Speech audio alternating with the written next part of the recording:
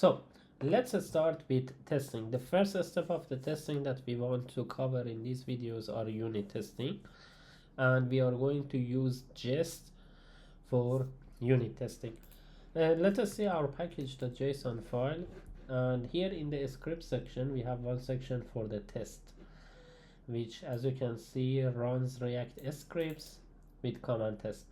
Because we created the project with create React app, it automatically added this script for us, and we can run yarn test, and then it will ask which kind of test do you want to run, and I will press A to run all of the tests.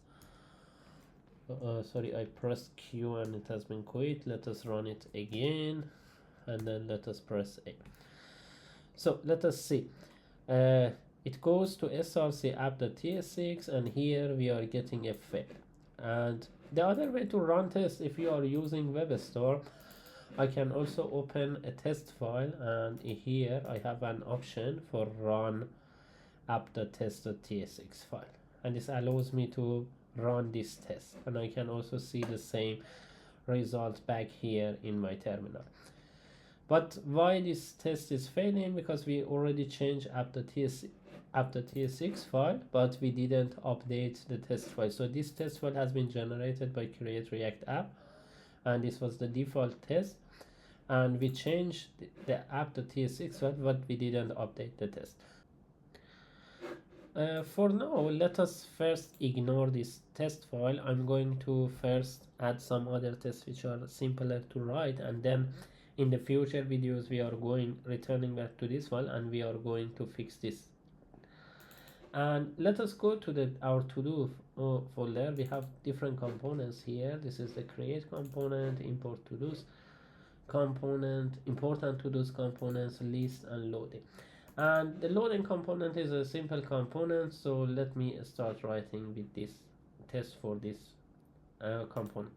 I will create a folder, and I will call it underline tests.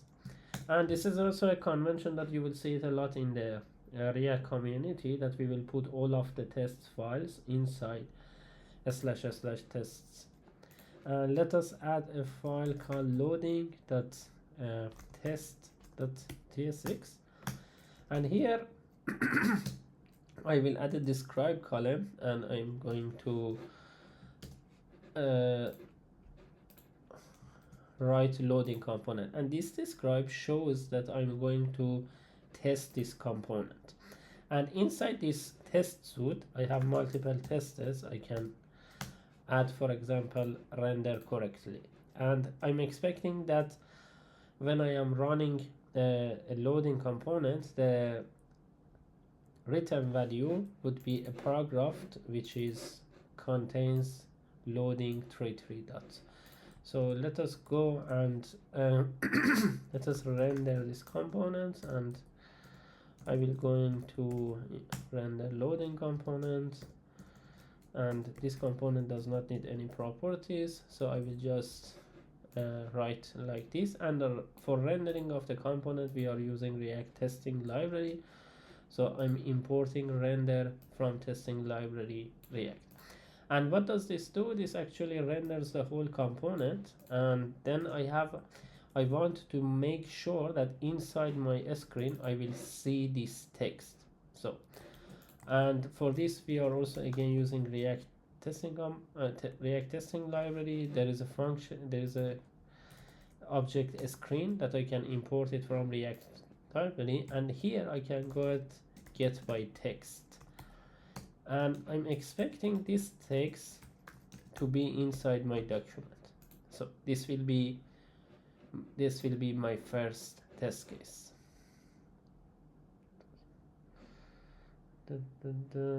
And we are going to expect a screen that get by text, and we are expecting this the result of this expression to be inside the document. So let us run the test, and perfect, now the test is passing. And let me make sure that actually it is working, so I'm going to change it with another L, and this test now should fail. And as you can see, the test is saying unable to find an element with LLL loading because this is wrong. So I'm going to revert it, and now we have the test. So, and in this case, I am sure, and for the rest of the project, if a developer comes and by mistakes put something here, this test will always capture this kind of errors, and will make sure that this will never happen inside the project.